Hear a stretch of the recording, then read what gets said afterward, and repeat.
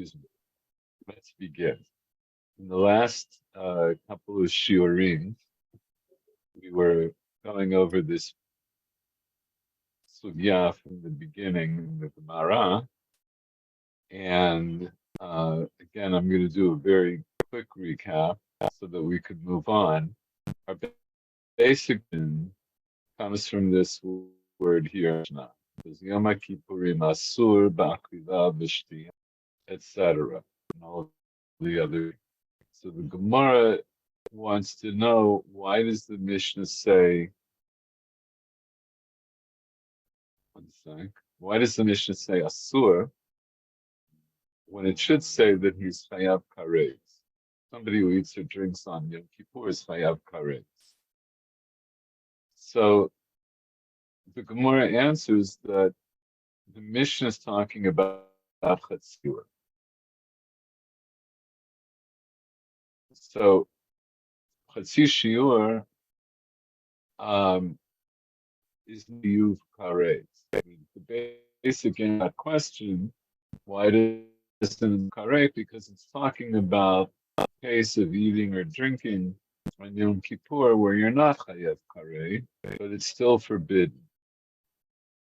So then we say, that's fine for Rabbi Yochanan, because Rabbi Yochanan holds Chatzir is Asur Min HaTorah, but Reish Lakish holds that Chatzi Shiur is Mutar Min HaTorah.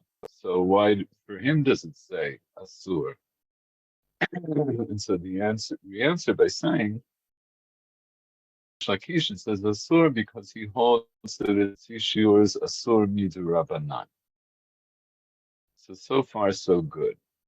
And that's the machloket. But at that moment, the Gemara, we can read the Mishnah both according to Rabbi Yochanan and according to Reish Lakish. That the Mishnah uses the term asur because it's talking Chatzi Shiur, which is asur, but not a chiyuv karet. And then the machloket between Rabbi Yochanan and Reish Lakish not be spelled out in the Mishnah. That is, doesn't tell us if it's a Nisur D'Oraita or Nisur D'Rabanan. But they can each read the Mishnah in their own way. Rabbi Yochanan will say it means Asur Mid'Oraita, and Rabbi Reish will say it means Asur Mid'Rabanan. So then we challenge this Teirutz by asking a question according to Reish Lakish. So Reish Lakish holds that there is nonetheless an Isur D'Rabanan with Chatzir. And as we pointed out several times, the machloket between Rabbi Yochanan and Reish Lakish is not only about Chatzi Shiur and Yom Kippur, it's in general. That is, anywhere where the Torah says you're not allowed to eat something,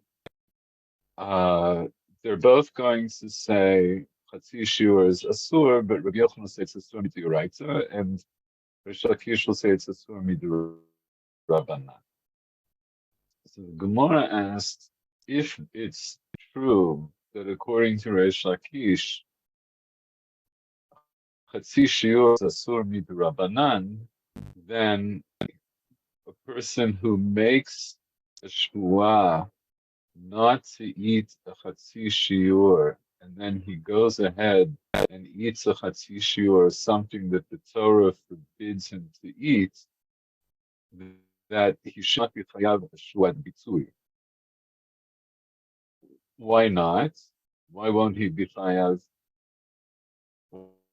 Why shouldn't he be chayav for shvuat bitui? If he said, he swears he's not going to eat, but then he eats treif. Why shouldn't he be chayav a shvuat bitui? Because he already took a shvuah, so to speak, at the Har Sinai, not to eat treif, and so that would be and we can't do a shvuah on top of a shvuah. Very good, excellent. So, so we introduce this question. We go into this question by introducing this Mishnah. where it says Shua Shelo V'Yacham Lebeilot U'Trechot Shkatzim Moramasim Chayah Shimon Poter. So we first examine the Mishnah on its own. We want to understand in the Mishnah itself, why should somebody be chayav? Because as Michael Werner just reminded us, he's mushba v'omeid mehar zayin, and ein shvua chalal shvua, right? So why should he be chayav at all? So then we have two answers. The Gemara brings two answers. One answer is according to Rav Shmuel and Rabbi Yochanan, and the other answer will be according to Reish Lakish. So according to Rav Shmuel and Rabbi Yochanan, the reason he'll be chayav is because the Mishnah must be talking about a case where he was kolel dvarim hamutarim in dvarim ha'asurim. So that actually the Mishnah here, according to this, is truncated. It's leaving out something, and it should read shua shelo ochal something mutar. Let's say basar shtuta and basar nevela. And since he's chayav, since he will be chayav a korban shvua on eating the davar hamutar, then we'll say that he's also going to be chayav on the davar hasur.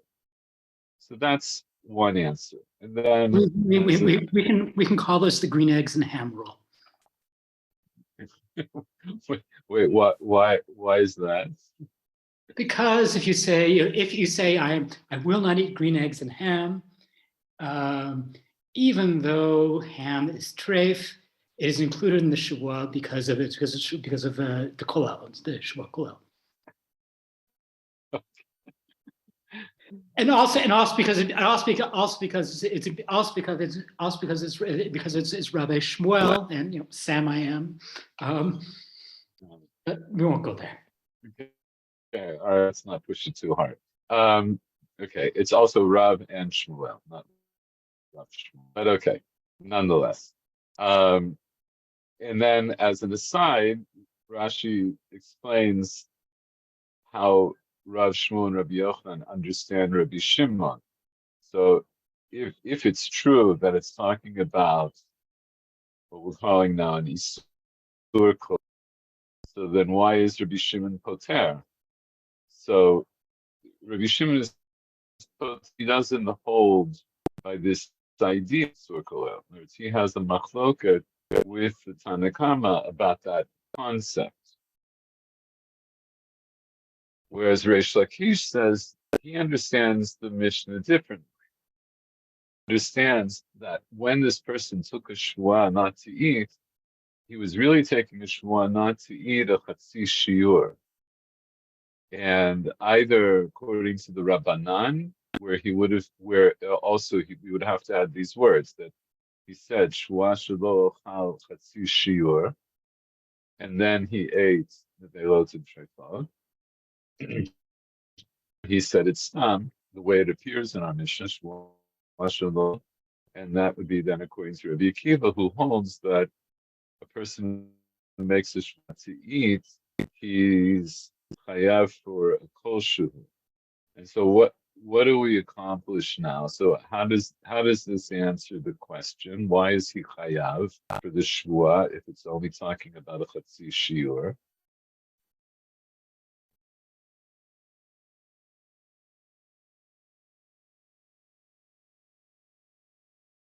So basically, if it's implied, well, in a way, actually, I'm not sure if I'm right here, but I mean, if in fact,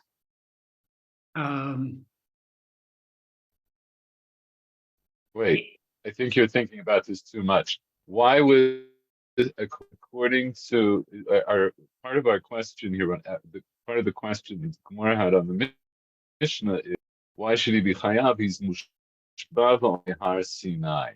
So the way Rav Shmuel and Rabbi Yochanan get out of the mushbav omed mehar Sinai is by saying, granted he's mushbav omed mehar Sinai, but he was kolel dvarim in dvarim asurim. Reish Lakish. So this is actually fairly simple. I mean, Reish Lakish says that Hetzi Shiur is mutar ben, is mutar and doraita. So therefore, therefore this wouldn't be a shvua on top of the shvua. Right. Therefore, therefore, this is not a shvua and a shvua. So that's his answer. So at this point, we understand the reason that Reish Lakish says that one who says shvua shelo chal is chayav, and is when he made the shvua shiur, and he's chayav. But as Rashi points out, so what's our problem? Our problem is he still shouldn't be chayav the korban shvua because of the isur of lo tasur. Because when he eats the chatzi shiur, he's being over on mitzvah midurabanan. We will say the chatzi shiur is asur. So that's where we got up to. In other words, what we got up to is understanding this question. It's true that Reish Lakish holds that Chatzi Shiur is mutar min Torah, but asur midurabanan, then lo nechayev alei korban shvua. Then one should not be made chayav a korban shvua if he's shelo lechol Chatzi Shiur, and then goes ahead and eats the Chatzi Shiur of trait. Shouldn't be chayav because this isur of lotus. So that's what we get up to. So let's move on. So now the Gemara says, "V'chi tema kevan di'id leheter min haTorah kachayal korban shvua." So the Gemara says, okay, maybe you'll say the reason ultimately, according to Reish Lakish, he will be chayav korban shvua on chatzi shiur is because ultimately the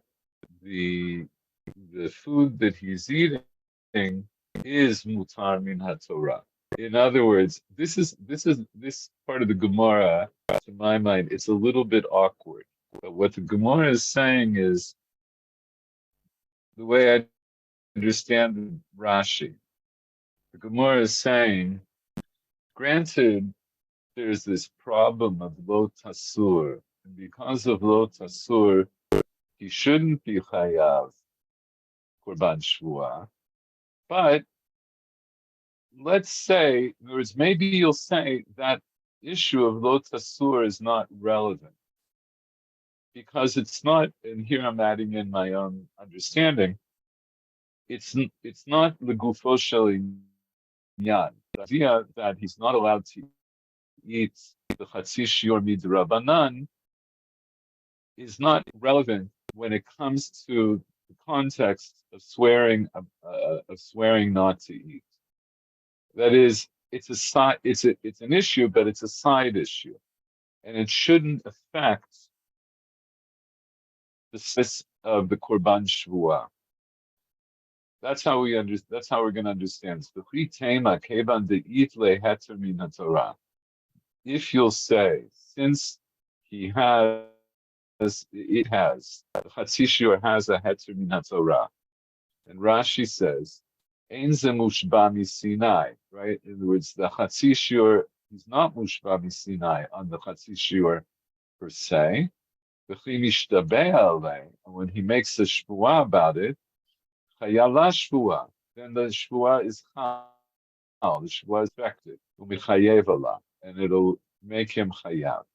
So this is the Gemara is saying, maybe this is how you'll want to answer for Reish Lakish. Maybe you want to say that ultimately, when it comes to this question of shvua, this isur d'Rabbanan is not relevant. But we're going to challenge that. So then we'll say, B'hatnan, that here we learn Mishnah, shvua ta'in adut, right? So we'll digress on this for a moment, just to understand. The Gemara here is going to challenge this idea that because Chatzi Shua is a heter min Torah, therefore the Shua should be Chal. And what we're going to do now, what the Gemara is going to do now, is to bring a case of another Shua, a different kind of Shua, Shuata Edut, where we will see that an Isur D'Rabbanan is relevant. And it does hold, and it does cancel the Shua. So what's that case? So that's this case of Shuata Edut. So when we were when we learned a little bit about this, we looked at the Rambam at the beginning of Hilchot Shabuot, and he mentioned, right, that there's this idea of the Shuata Edut. Let's take a quick look at the relevant Mishnah, just to put this more firmly in our minds.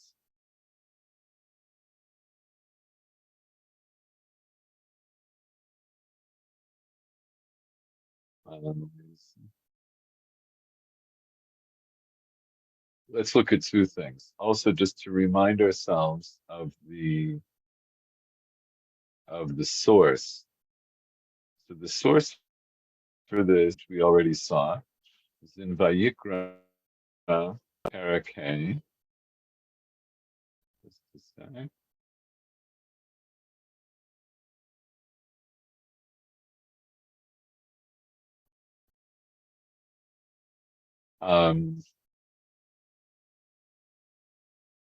Yeah. So what's the source for Vayidut? So it comes from the very first pasuk in Vayikra Parak. The nefesh kitachetza. So someone sins, the call Allah, and literally he hears of a shua, or an Allah can be some kind of an oath. Usually it's a, a curse. It could also just be a regular shua. Who aid o ra'ah o yada lo yagid salvona. So the idea is somebody is witness to some kind of a hate, and he saw or he knows that this happened.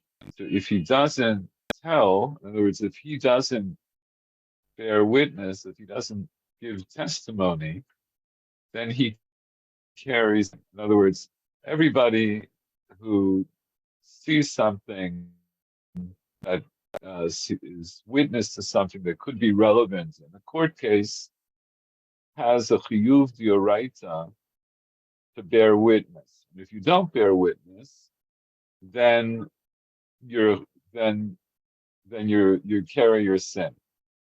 So the Mishnah says like this. Mishnah says Shvuata Edut noeged banashim velo benashim v'rechokin velo bikrovin v'chsherim velo b'ksulin. So Shvuata Edut, the Bartunu explains, no heged banashim below benashim. It's something that's practiced with men and not with women, as it says, v'hu eid v'ra'ui laha'ira katuv medaber. It's talking about someone who is fit to give testimony. Isha eina ru'uya laha'ir. A woman is not fit to give testimony, which we learn out from a pasuk in Dvarim v'yamdu nashim anashim v'lo nashim. And that's talking about witnesses. And then, so what's the idea of Shuat Ha'idut? Shuat Ha'idut is if you know testimony, and let's say the person that you know testimony about, let's say that would be favorable to somebody, they come up to you and they say, you saw what happened, you're a witness, and I want you to come testify. And if you then swear that you don't know any testimony, but then later it comes out that in fact you did know testimony, then you're chayav for shvuat ha'idut. You're chayav a korban for shvuat ha'idut. That's the Shvuat Idut we're talking about. So Shvuat Idut, what we see here in the Mishnah, it gives us a list that it's noheg for men, not women, but rechokim for people rechokim far away, meaning people who are not related to you, but not for people who are related to you. Sherim v'lo b'psulim, and it's noheg for kosher people, not for pasul people. We'll leave that. Ve'enan noheget ela b'ru'uyin laha'id. It's only practiced for those who are fit to give testimony. So now we understand this line here, seems superfluous because it already is listing people fit and not fit. So our Gemara here is going to ask the question. The question being, right? So we have added, we ask about this. So what does that exclude? I already excluded people who were not fit. So Rav Papa Amar Limute Melech. It's going to exclude a king. Why? Because a king, even though he's a kosher witness, he's a person who should be kosher to be a witness. But as we'll see, because of his status as a king, he doesn't give testimony in court. It's one of the things that distinguishes him as a king. So Rav answers this question: what does the Mishnah mean when it says Ha'id? So who isn't Ra'ui Laha'id that we need to exclude? So he says it excludes a king. Ravacha Bar Yaakov Amar Limute B'Sachek B'Kubya. So Ravacha Bar Yaakov says it comes to exclude somebody who plays dice. So we've had this Misachek B'Kubya before. So what do we know about the Misachek B'Kubya as far as bearing testimony? They're not allowed to. They're not trustworthy. Right. We don't accept testimony from the Misachek B'Kubya. By the way, do you remember where did we see that?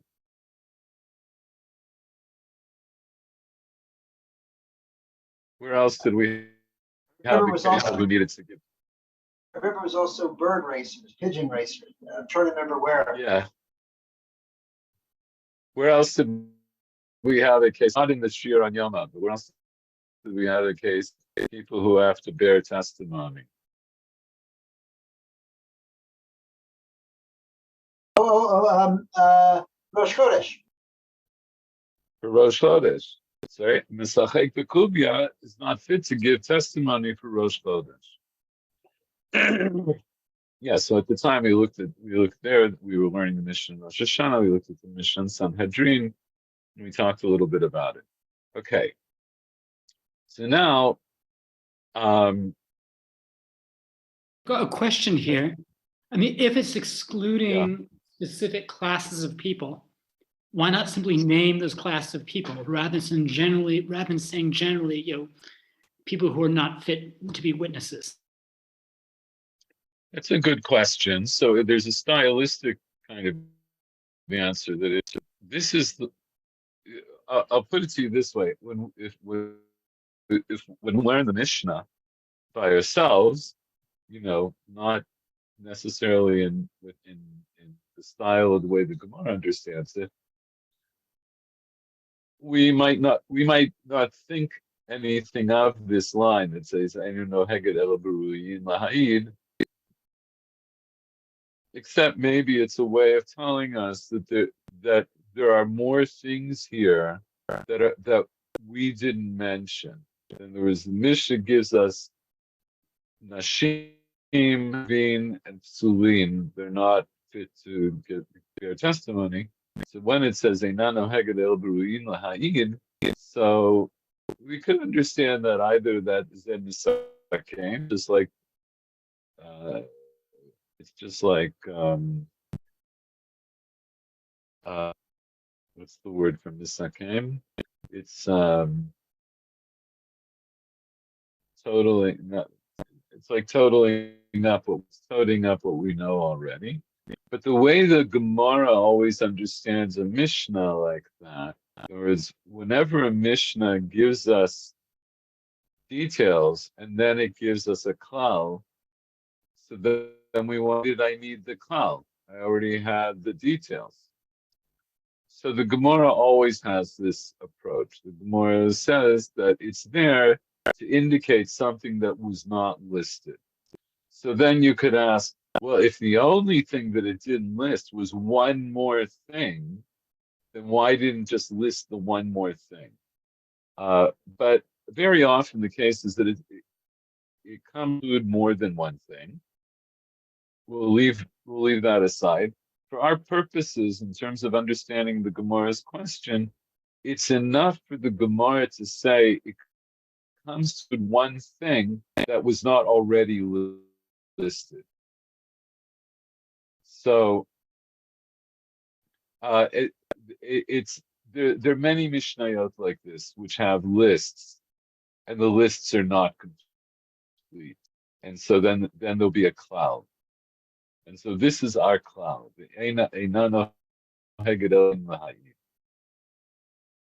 But to get back to the Gemara itself, it says there are two possible answers. Rav Papa says the answer is that it's to exclude a king. Meaning what? Meaning if a king was witness to something that then he was called upon to bear testimony on, and he swore that he didn't see, or he swore that he couldn't bear testimony because no. And then it turns out that he was actually lying. He's patashvuat because he's excluded from giving testimony. Therefore, he's excluded from being chayav for shvuat ha'edut. And then the same thing for the Mesachek B'Kubya.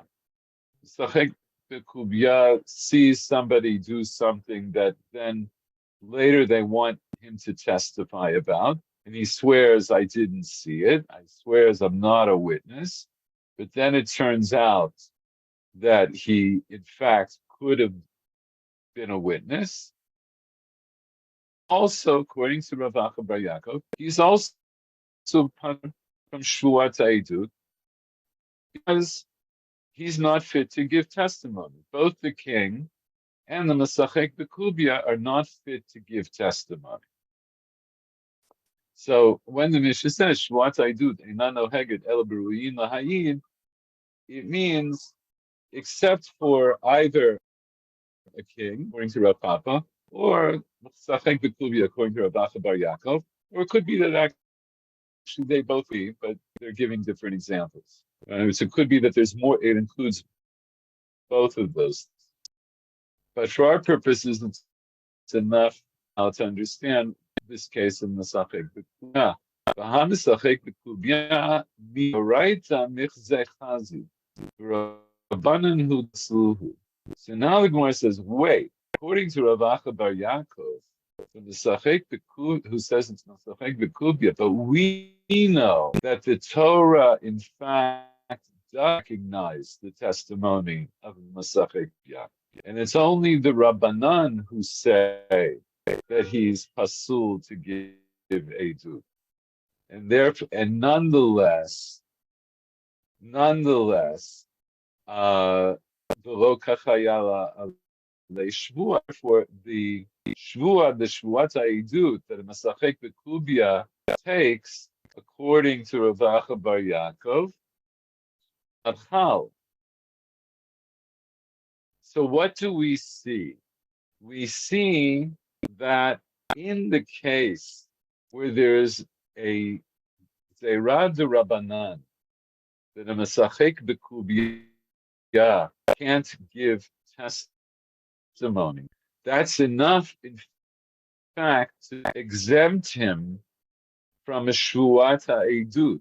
If he went ahead and gave Shvuat Ha'edut, and it's found out later on that he was lying, he's still patur from bringing a korban shvua of shvuat ha'edut because He was because he can't give testimony because the Rabbanan said he can't give testimony. So with this information, before we go on to see how the Gemara is mitzaretz, how does this case of Shuata Idut, what does that have to do with our case of Reish Lakish and the Chatshiyur? Why is that relevant to what we wanted? To answer the question, let's go back and remember, what was our question about Reish Lakish that we started off with here? Since we just learned it, I'm not going to hold everybody to it. So the question I is, don't want. What is the basis for his saying that that one is chayav for a shua lo ochel chetzi shiur? No, that's not it. Not exactly. Not exactly. In other words, what we said was we came to a conclusion. We said Rish had a problem. And his problem was the way we understood Reish Lakish, Shiur is mutar dioraita, but asur midirabanan. And therefore, what we asked this as a question. We saw this question articulation. The question was, if there's an isur dirabanan for eating a chatzi shiur, then according to Reish Lakish, if somebody is nishba on a chatzi shiur and then he eats treif, then he should be chayav for bad shua because he's mushaba omeid to follow the din de rabbanan.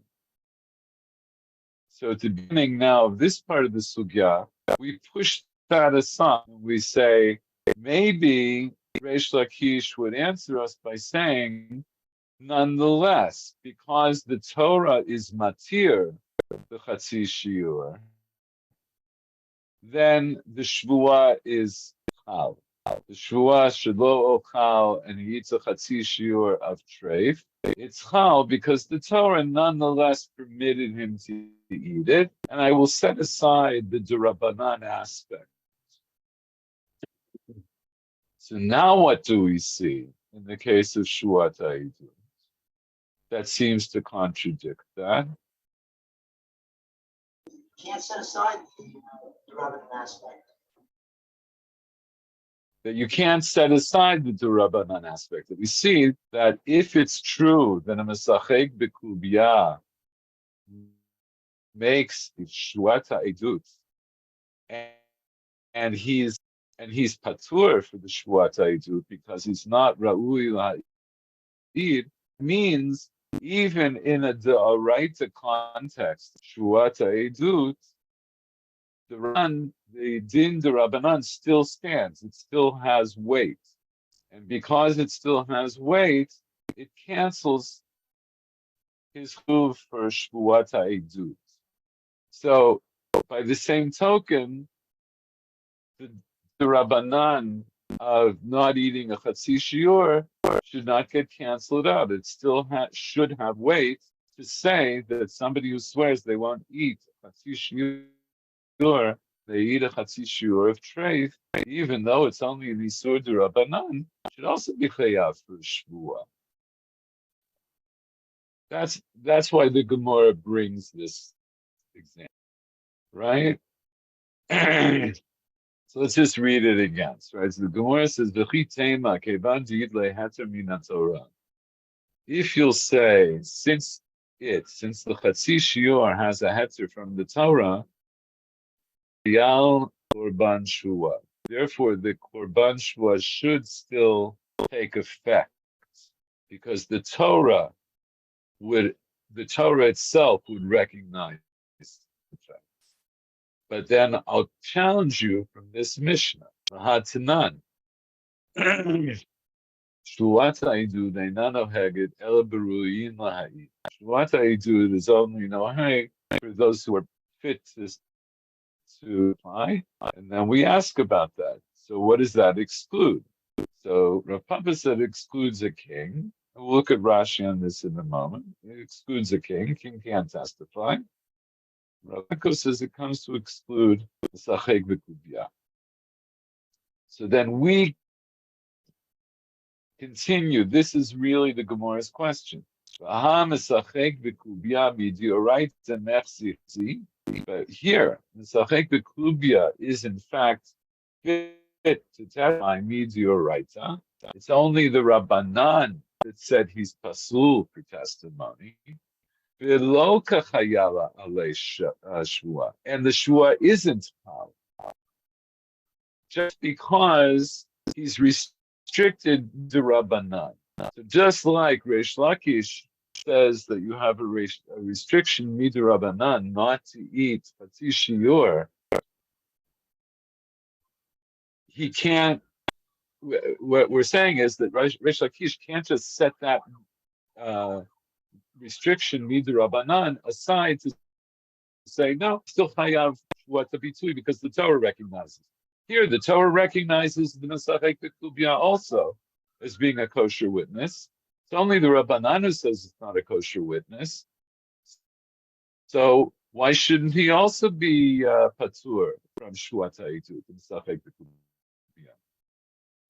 So the Gemara makes a very fine chiluk here and says, Shani Hata. It's different there. The Amarkra im lo yagid. Because the pasuk says, "If you will not." Bahai love gadahu klal. And this one is not one who can say anything at all. So that what's the Gemara trying to say? The Gemara wants to say, comes to the din of shuat ha'idut. The Torah goes out of its way to use these words, im lo yagid, if he doesn't tell. So I'll quote you here, Rashi, im lo yagid, mashma nisha hagadash shalom mo'elet lebal hadin. So this implies that we need somebody whose telling will be of service to the Baal Din, to the person, to the plaintiff, or to the complainant, or to one side of the din that's being before the court. The Torah here is saying the only person who will be chayav for korban shvuah is someone who, in other words, someone whose testimony will be accepted. V'hai lo mahanya haggadah didei, and the Mesachek B'Klubya, his telling will not help. Because we don't accept his testimony mid'Rabbanan. In other words, this is it's a very fine point. But what the Gemara is trying to say is, even though the Torah itself doesn't exclude the Sachek B'Klubya from testifying generally, but in this case of Shuat HaIdut is only going to be applicable for someone who ultimately can give testimony.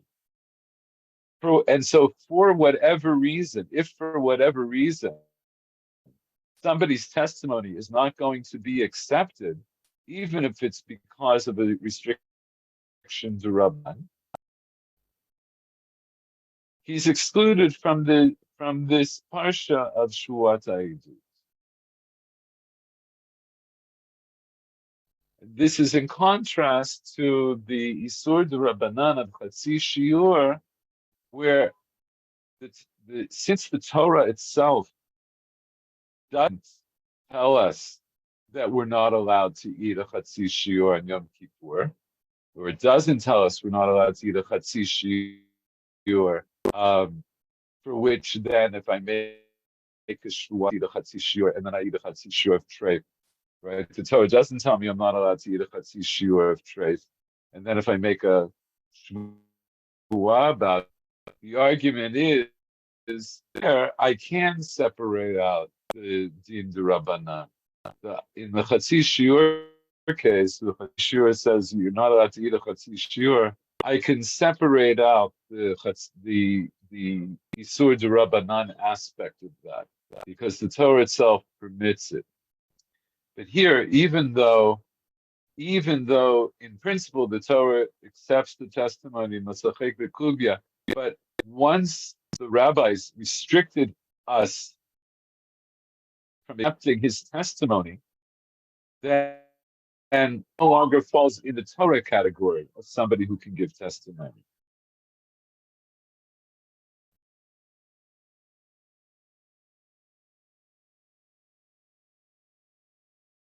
If somebody, I'm not sure if this is a perfect analogy, but if somebody was witnessed something and then he's not able to testify because he went crazy or because he's in a coma or something else restricted him. So you would say it's not that there's a problem with him personally as a person. Maybe the case of crazy, we'll leave that. But let's say if he was in a coma, that he as a person is a kosher person to give testimony. But now something else is holding him back from giving testimony. But so he since he can't testify, he's no longer in the parsha of Shuat Ha'idut. And that's the same thing with the Masachet Biyah. And even though it's the rabbis who, as it were, are shutting him up, the rabbis are saying, even if you come in and give testimony, it won't help. It's not going to change the din. We can't accept your testimony. It's as if we can't listen to you. So he's also out of the parsha of Shuat Ha'idut. Where does that leave us? It leaves us this idea that Reish Lakish can still hold Chatzi Shiur is Asur Midrabanan, even though it's Midoraita, and nonetheless, he will be Chayav for Shvuat Tui on a Korban Shvuah. And therefore, I can also say that regarding our Mishnah of Yoma Kippurim, Asur Ba'achila B'Shtiyah, I can also say that Reish Lakish understands that the Isur in our Mishnah is an Isur d'Rabbanan. I'm giving you the highlights. So just to put it back in the bigger context, so let's say, once again, our question was, Yom Kippurim Asur B'Achila B'Shtiyah. Why does the Mishnah say Asur Chayav Karei? So Rabbi Yochanan says, because they're talking about Chatzi Shiur, which is Asur Midioraita, but it's not a Chiyuv Karei. So the Mishnah says Asur and not Chiyuv Karei because it's talking about Chatzi Shiur.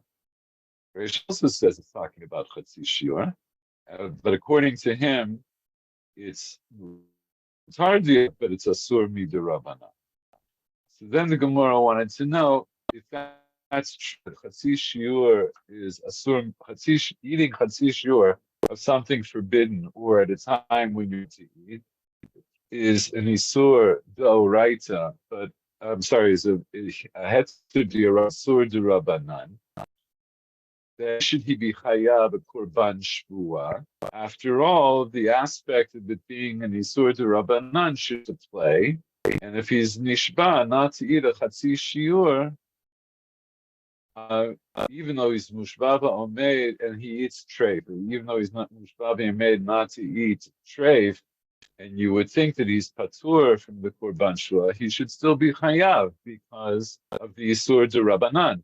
And then the Gemara effectively puts that away by saying that we'll argue that for Reish Lakish, since the Torah is matir for him to eat the Chatzi Shiur, then the Shvuah will still be chal.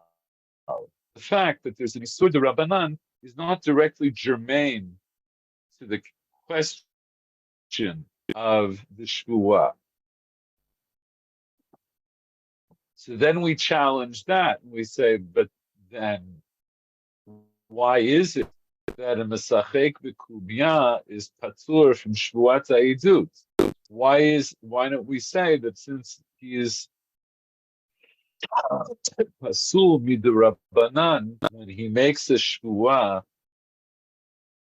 that the shvuah should be chal because midioraita is ra'ui laha'id, and just like midioraita eating chatzi shiur of treif is mutar, and we want to say therefore the shvuah of shvuat bitu should be chal on the chatzi shiur when he eats a chatzi shiur of something that's asur midioraita. I'm sorry, that the Torah forbids you to eat generally, it's matir to eat less than a shiur. By the same token, the Mesachek B'Kubya, who makes the Shvuat Ha'edut falsely, he should also be chayav for Shvuat Ha'edut. So we answered by saying no. In the case of the Mesachek B'Kubya, the Torah goes out of its way to tell me specifically that Shvuat Ha'edut is applicable to people whose testimony we can accept.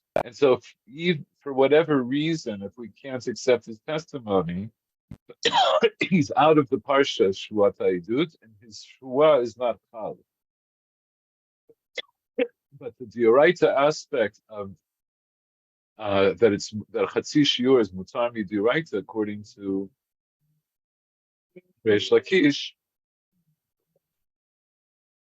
will pertain, and the Yisur de Rabbanan aspect will not pertain, because it's not really germane to the question of chatzishi of the shvuat bitui per se. Here, it's the question of the Mesachek B'Kubya. It's integral to the whole notion of the Mesachek B'Kubya that he is excluded from Eidut altogether. I'm not sure if I'm explaining this well. I've been trying to figure out the best way to articulate it. If I'm articulating it well, it means that maybe I don't fully understand it myself.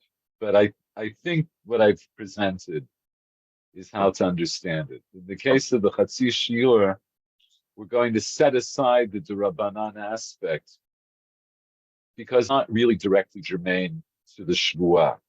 But in the case of the Mesachek B'Kubya, status as a Psul Eidut, somebody who's not whose testimony we don't accept, is directly germane to the issue of Shvuat Ha'edut. Right? If I understand you correctly, the reason why it's germane is actually because of the language of the Torah verse. Yes. Lo Yagid. Yes. And we don't have a verse that goes out of by Shvuat Bitui that would make us think that we have to read Isurei de Rabbanan in the context of Shvuat Bitui. We're going to go through this a little bit more once again with Rashi, and then I think we'll just begin the next part of the sugya. We'll wrap this up, and then we'll just start to go into the next part of the sugya. The next part of the sugya, we're still going to continue to talk about the issue of Chatzi Shiur, but we're going to start looking at Chatzi Shiur per se for different purposes, we'll say. Right? So Rashi says this one. If you'll, since it has a heter from the Torah, that is, Reish Lakish holds Chatzi Shiur is mutar midioraita, and since Chatzi Shiur has a heter from the Torah, then Ein Zen Mushba Misinai. It is not Mushba Misinai, not the Chatzi Shiur. Therefore, B'chin Mishale, when he swears about it, Chayala Shvua Mechayeva. So then the Shvua will be Chal, and then he'll be Chayav. So if that want to say, and then the way I expanded on this was by saying, if that's what you want to say, that the only thing that's pertinent to this question of Shuat Bitui, when he makes a Shua not eat, the only thing that's pertinent is what he is and isn't allowed to eat midioraita, and will set aside the fact that Chatzi Shiur is of treif is asur midirabanan. We'll set that aside. Then hatanan. But here we learn in the Mishnah, Shuata Eidut einan noheged el beruyin laha'id. Rashi explains Shuata Eidut shechiyev hakatuv alei korban shvua. The Torah obligates him to making a korban shvua. Shnemar b'shama kol Allah. Right. So that's the first pasuk in Vayikra that we saw. So Bahavinan Ba. So we ask a question on this. What does it come to exclude? What does it exclude that was not learned explicitly in our Mishnah?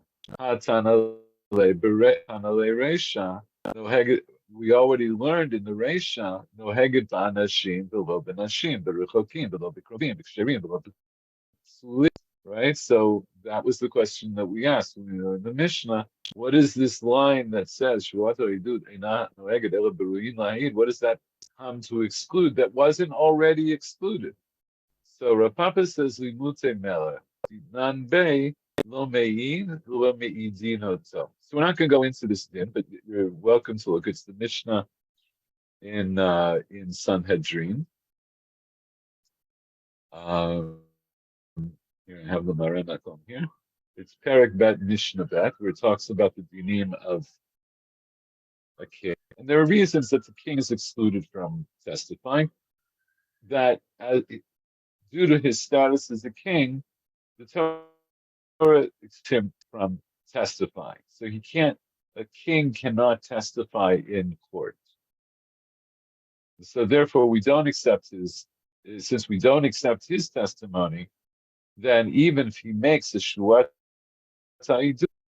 he won't be chayav if it turns out that he swore falsely. And Rav Acha Bar Yaakov says it's mute mesachek b'kubya be'eravon. It's talking about somebody who plays with dice be'eravon, with, how do you say eravon? Like with he takes responsibility, meaning that they're playing for keeps, is what we would say. Right? People. He puts the stake on the. He puts a stake in, right? So right, we're playing for keeps. There's a stake on it. Tahavi gazlan mi derabanan. As we learned that there's this idea that he's like a gazlan mi derabanan.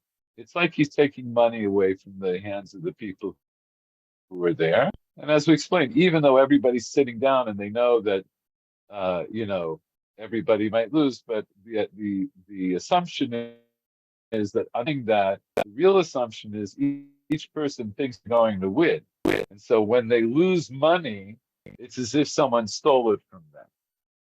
But that's why it's Rabbanan, it's not Duraita. A real Gazlan Midiraita, Rashi's going to explain in a second. Somebody who plays with dice, he is fit to testify from the Torah based on Torah laws. Rashi explains, the only Gazlan that the Torah defines is somebody who actually steals something from the hands of somebody else.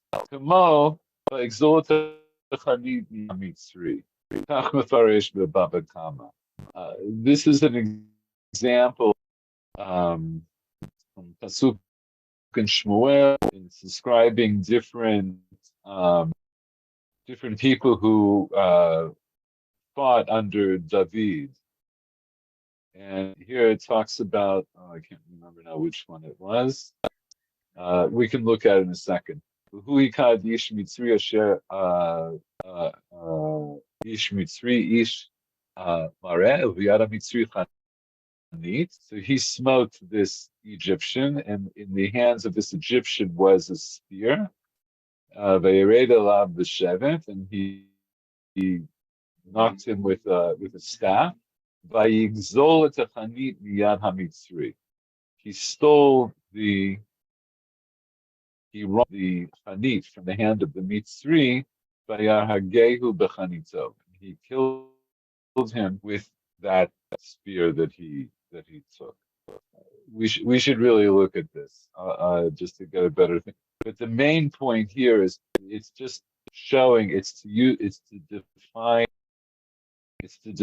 the term vayigzol, that vayigzela is applicable and it's miyad, right? When you steal something from the hands of somebody else, it's an open to read to the other person. That's a gazlan. So the Masachek B'Kubya doesn't do that. It's not like he sat down and grabbed everybody's money and ran. There was this kind of understanding between them that whoever takes it, whoever wins, will give them his money. But it's a kind of Gzeila Midurabanan because of this mindset that actually nobody thinks that they're going to lose. So we consider him to be a Gazlan. So the Gemara says, okay, even though it's true that Mesachek B'Kubya lo chayala alei shvua, in other words, if he makes a shvuat ha'idut, it doesn't take effect, and therefore he's not chayav for making a shvuat ha'idut. The Gemara says, but it's different there. It's different with the Mesachek B'Kubya because the Torah says, Im lo yagid, and like we saw this Rashi before, Rashi says, Im lo yagid, mashma, misha haggadah shelo mo'eled l'bal hadin.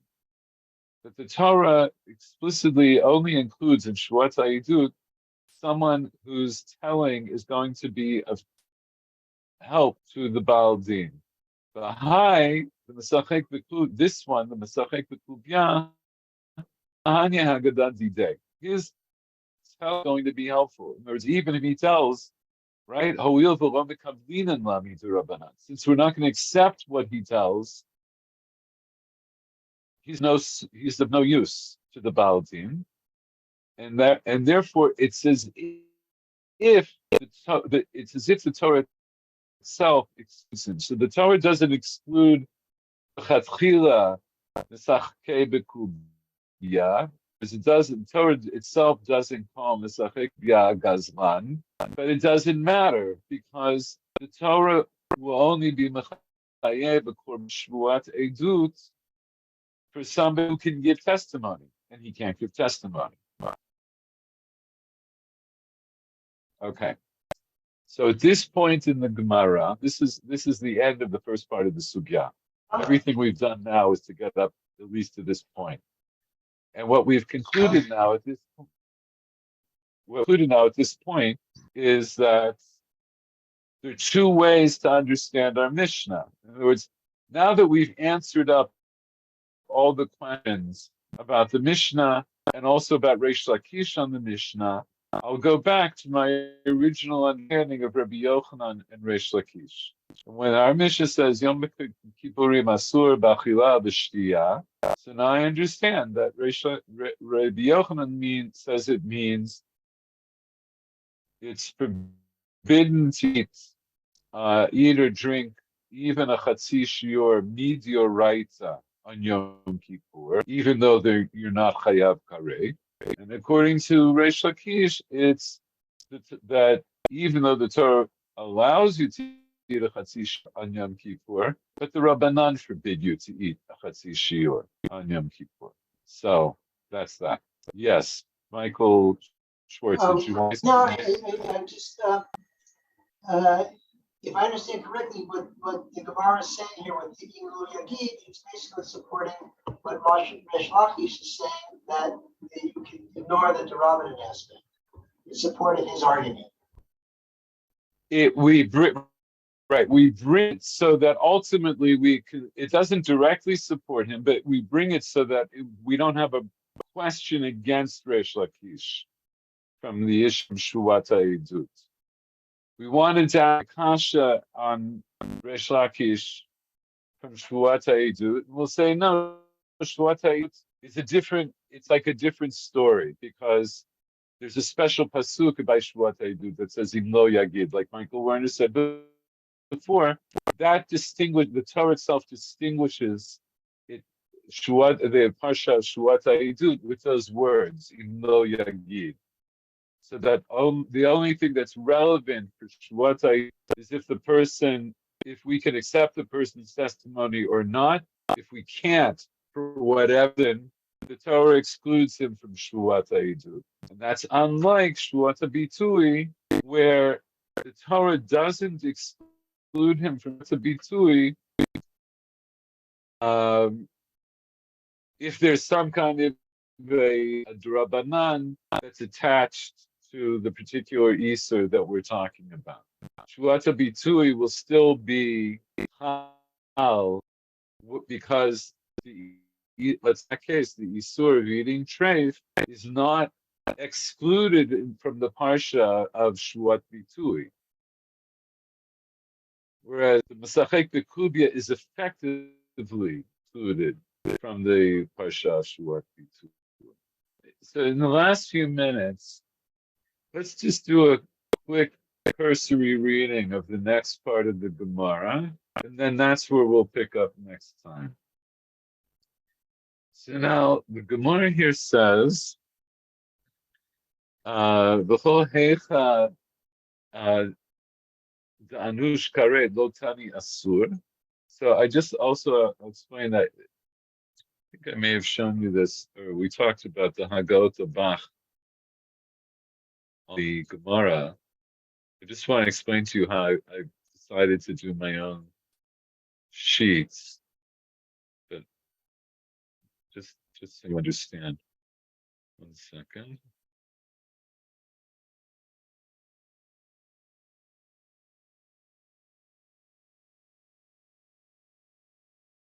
So this is the way a Vilna Shas Daf looks for this page that we're on,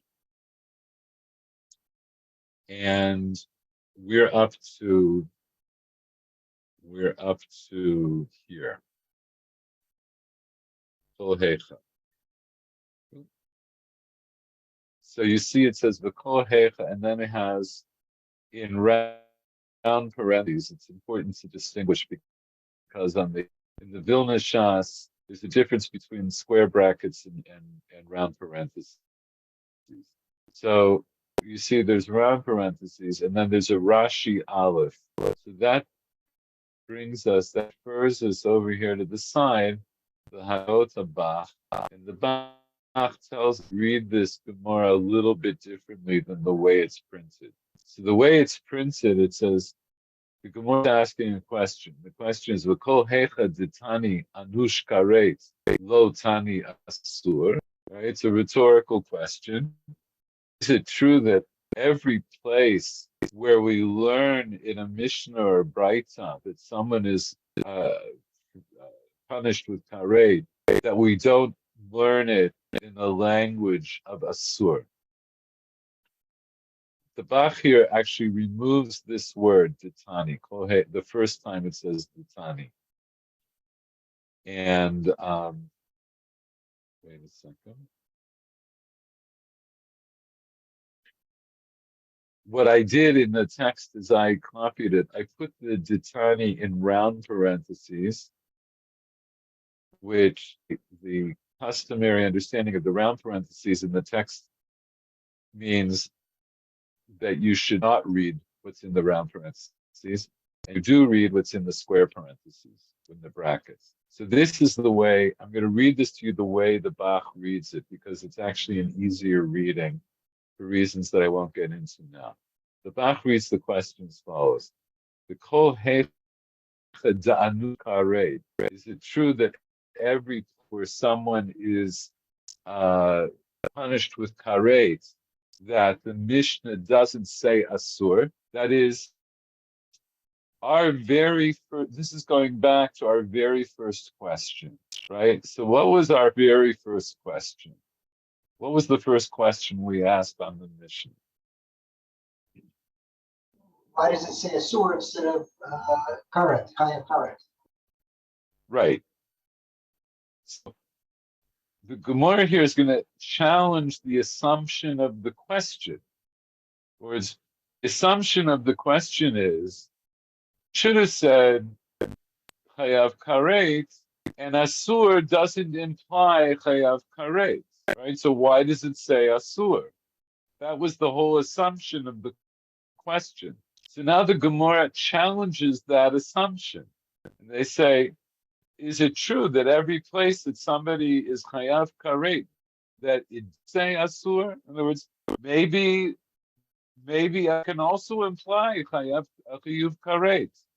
Why did you jump to say that it doesn't? And now we're going to bring an example. Any place where somebody is going to be punished with karet, the Mishnah doesn't say, or Mishnah here, I mean Mishnah or Braita doesn't use the terminology of asur. Hatanya, here I learned in a Braita. Braita says, Afal pisha amru asur bekulan, even though they said asur about all of them, lo amru anush karet, they didn't say that somebody is punished with karet, ela al ha'ochel v'shoteh v'oseh melacha bilvad. We only said that somebody karet about somebody who eats and drinks and does alone. So what do we see from the Braita? The Braita itself explains asur doesn't exclude the ownership of karet. It's not necessarily that it implies, but it doesn't exclude karet. And the assumption of our original question was, how can it say asur when he's chayav karet? But maybe, okay, it said asur, maybe that includes that he's chayav karet.